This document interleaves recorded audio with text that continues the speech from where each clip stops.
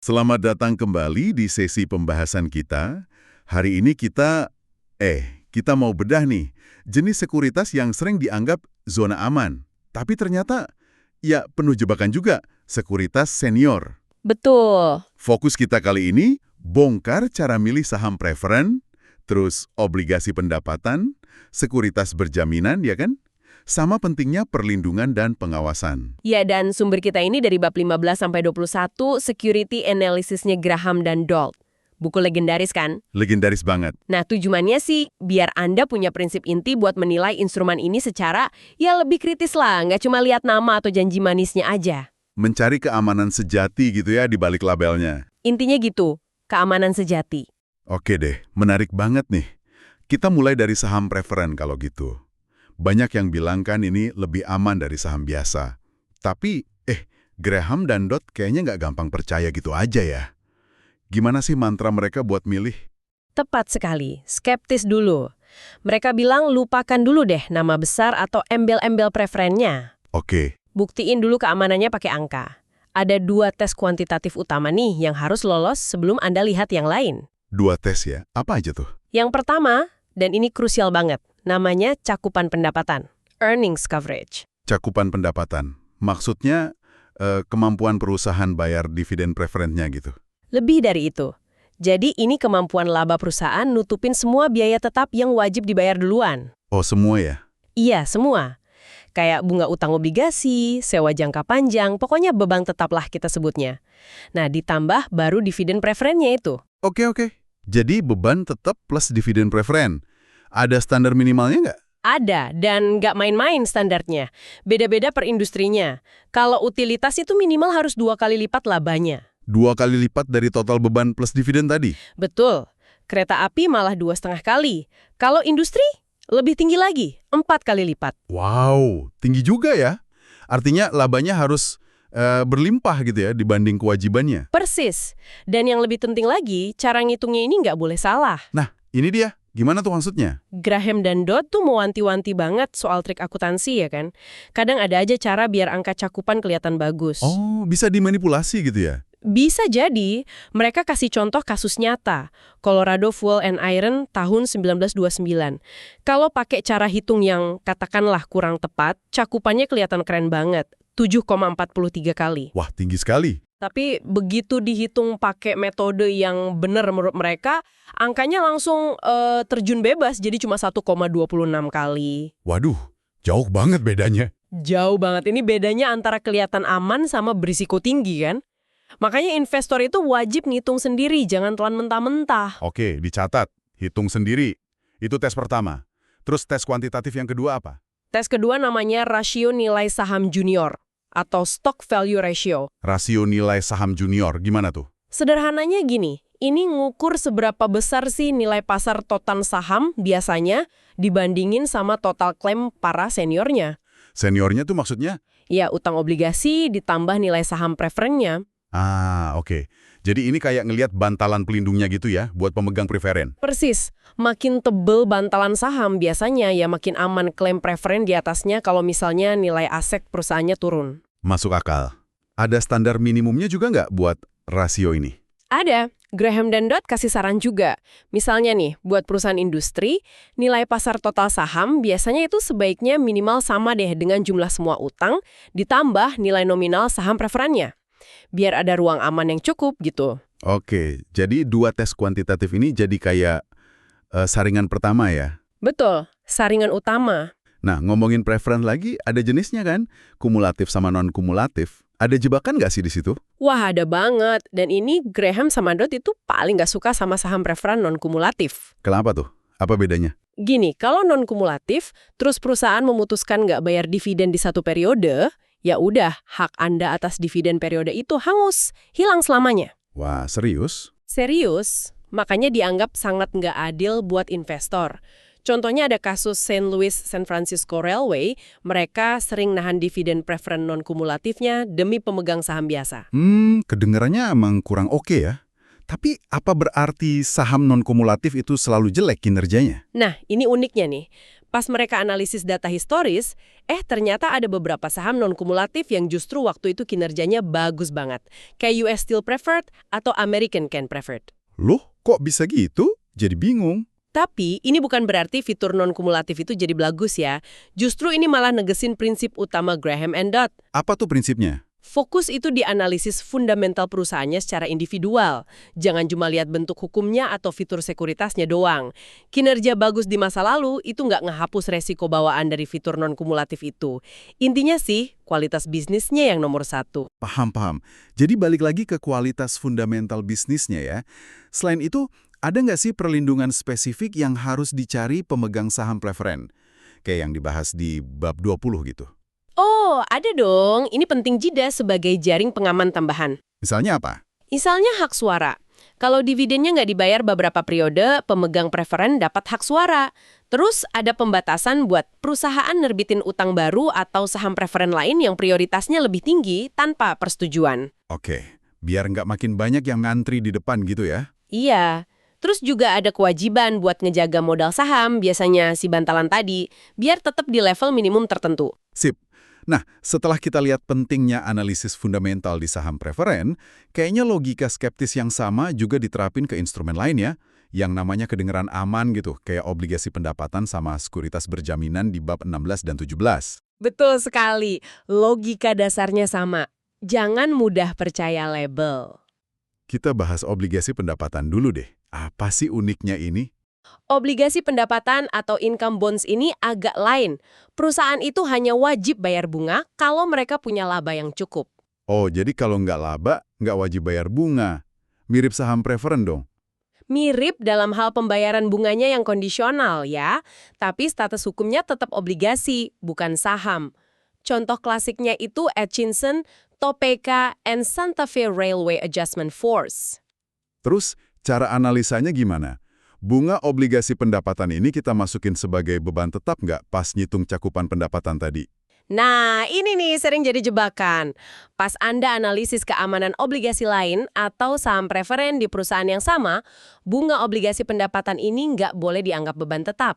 Oh, nggak boleh. Kenapa? Karena pembayarannya kan nggak wajib, kalau nggak ada laba, perlakuin aja kayak dividen preferen. Kalau salah masukin sebagai beban tetap, nanti sekuritas lain di perusahaan itu bisa kelihatan lebih aman dari yang sebenarnya. Wah, detail kecil tapi penting ya. Biasanya kenapa sih perusahaan nerbitin ginian? Biasanya sih ada dua alasan utama. Pertama, karena reorganisasi setelah bangkrut buat ngasih status yang lebih baik ke kreditur dibanding saham preferen. Kedua, bisa juga buat potensi hemat pajak, karena bunga kan bisa jadi pengurang pajak kalau dividen nggak bisa. Oke, menarik. Sekarang kita pindah ke sekuritas berjaminan atau guaranteed securities. Dari namanya aja nih, berjaminan.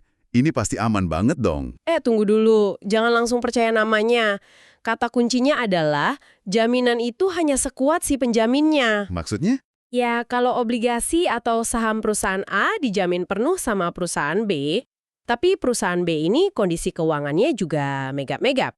Ya, jaminannya nggak ada artinya kan? Bener juga ya?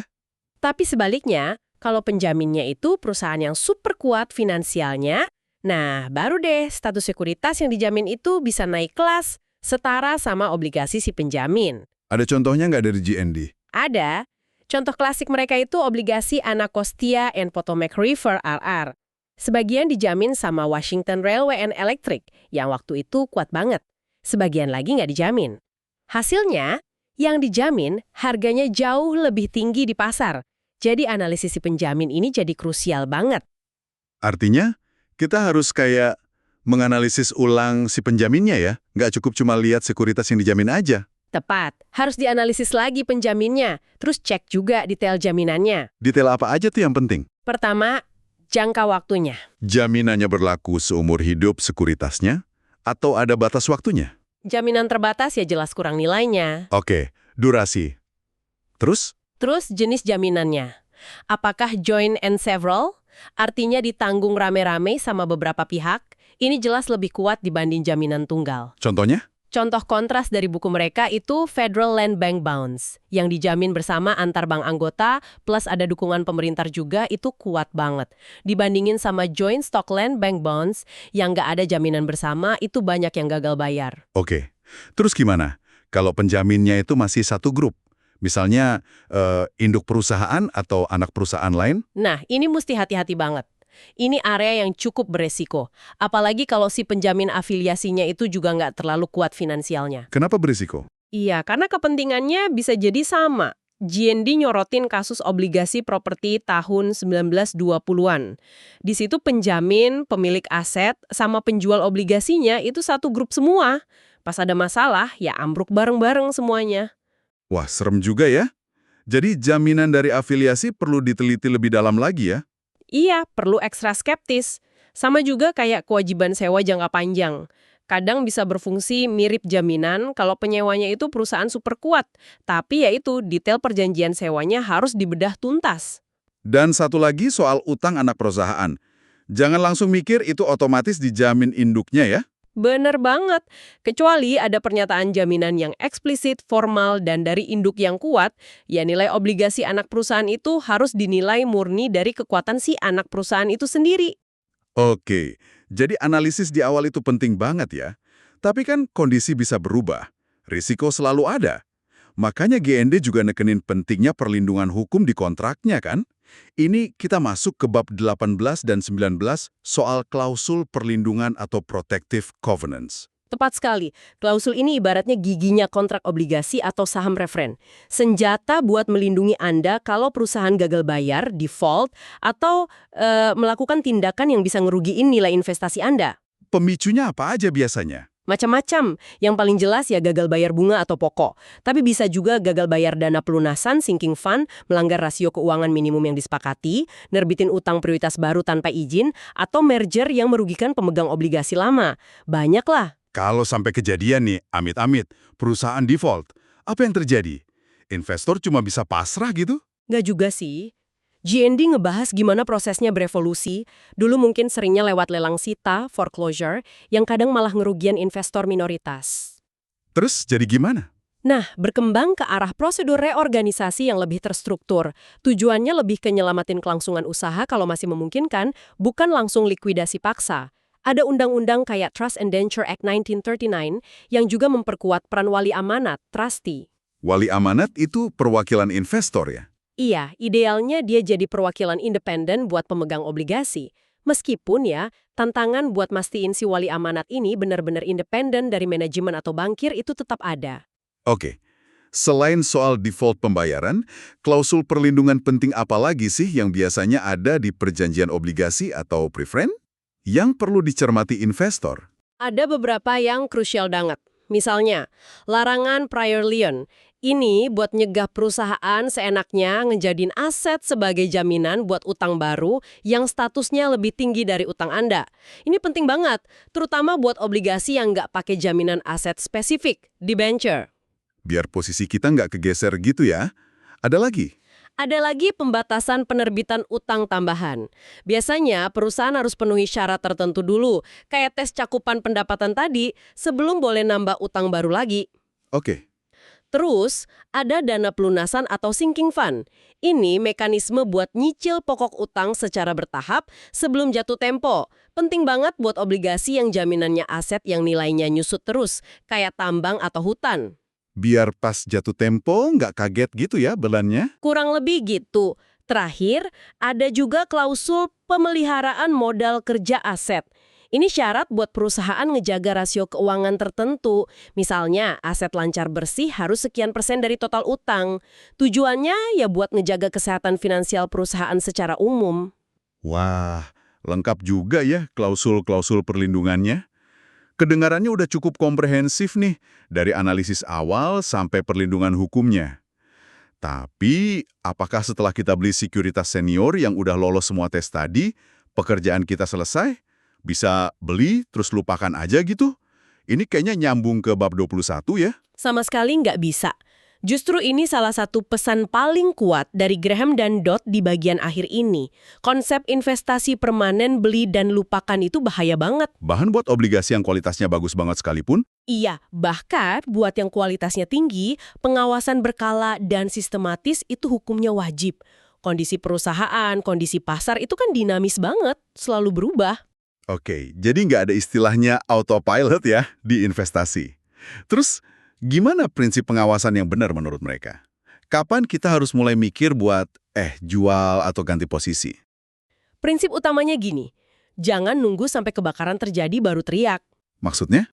Pertama, pas Anda beli, tentuin dulu standar minimum pribadi Anda.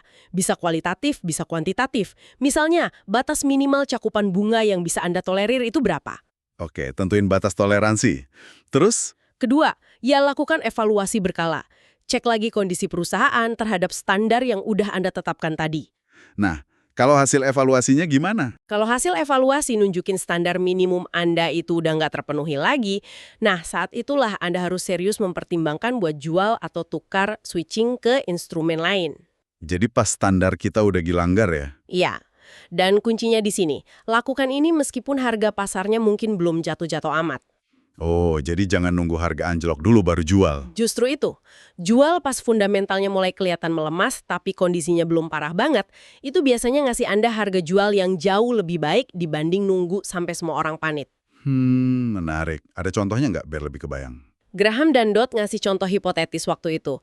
Misalkan nih, Anda beli obligasi yang dianggap super aman pada masanya, kayak Leggett & Myers Tobacco 4. Oke, Terus Anda udah set standar pribadi, cakupan bunganya minimal harus 5 kali nih. Nah, beberapa tahun kemudian, pas Anda cek lagi laporan keuangannya, cakupannya turun jadi 4,5 kali. Udah di bawah standar Anda kan? ya udah di bawah 5 kali. Nah, menurut Graham dan Dodd, di titik itu Anda harus serius pertimbangan buat jual. Meskipun harganya mungkin masih bagus, masih di sekitar 100 atau mungkin 98. Jangan nunggu sampai harganya anjlok ke 80 atau 70 baru Anda panik dan jual rugi. Wah, ini agak melawan intuisi ya. Biasanya kan kita enggan jual kalau belum rugi atau ruginya belum banyak. Betul. Ini melawan bias psikologis yang namanya loss aversion, keengganan rugi. Makanya GND bilang fokusnya itu ke prospek ke depan berdasarkan analisis, bukan ke harga beli Anda di masa lalu. Oke, fokus ke depan, bukan ke belakang. Nah, terakhir nih, soal cari nasihat investasi. Gimana pandangan GND soal ini? Percaya sama siapa? Wah, mereka cukup skeptis ya pada masanya. Kalau bank investasi, mereka lihat ada konflik kepentingan kan? Mereka jualan produk sekuritas juga. Iya, mereka yang nerbitin. Kalau pialang saham atau broker mungkin sedikit lebih baik. Tapi tetap aja ada insentif komisi dari transaksi kan? Jadi, siapa yang paling oke menurut mereka? Nah, mereka ngelihat penasihat investasi independen, investment counsel istilahnya, yang dibayar berdasarkan fee management bukan komisi transaksi, itu sebagai pilihan yang paling objektif, karena ya insentifnya lebih sejalan sama investor. Prinsip cari nasihat independen ini kayaknya masih relevan banget ya sampai sekarang. Setuju sih. Jadi, kalau kita tarik benang merahnya nih dari semua pembahasan kita tadi, milih dan ngelola sekuritas senior ini ternyata butuh kerja keras ya. Nggak bisa asal percaya label aman. Iya, kerja keras dan disiplin.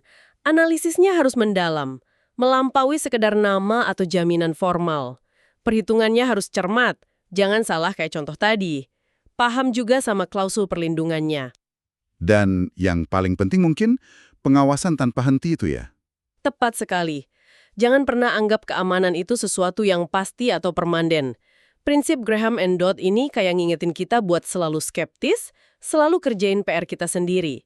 Konsep margin of safety atau batas keamanan itu berlaku buat semua jenis investasi, termasuk yang katanya lebih aman ini. Bener banget. Sebagai penutup nih, mungkin ada satu pemikiran buat Anda bawa pulang dan renungkan. Di era pasar modern sekarang ini kan kompleks banget ya. Ada derivatif, algoritma trading, informasi instan. Nah, menurut Anda, apakah prinsip inti Graham and Dodd ini soal analisis fundamental yang mendalam, skeptisisme, fokus pada perlindungan nilai pokok justru jadi makin relevan? Atau malah udah ketinggalan zaman? Gimana tantangan analisis sekuritas senior sekarang dibanding zaman mereka dulu? Pertanyaan bagus itu. Sesuatu untuk dipikirkan ya? Oke deh, terima kasih banyak sudah menyimak pembahasan mendalam kita kali ini. Sampai jumpa di sesi berikutnya.